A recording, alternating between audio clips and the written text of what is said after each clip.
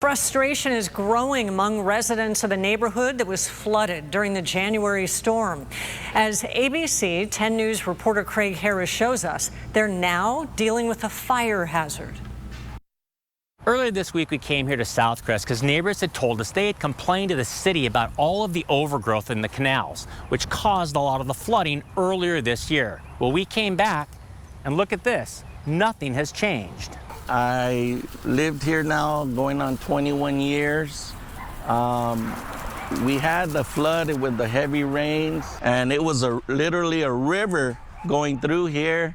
We had cars and trucks that were swept away. That's Armstrong Ramirez. His home is a short walk to the canal that flooded at the corner of 38th and Alpha Streets. He said his home, like many others, experienced significant damage from the flood.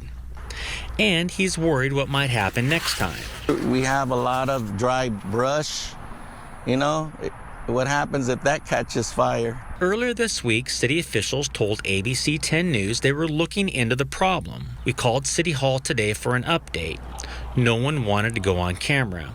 We were sent this statement. The city is working to get crews out to address areas with overgrown vegetation on city property. Armstrong isn't alone in being unhappy with how the city has responded to the storm. An ABC 10 News Union Tribune poll found that nearly half of the respondents said the city needs to do more to help people like Armstrong whose home was flooded in January.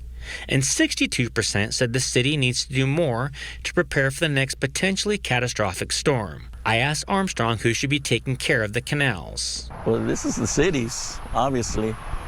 City of San Diego. Yeah, not ours, but it's from the neglection that all this happened.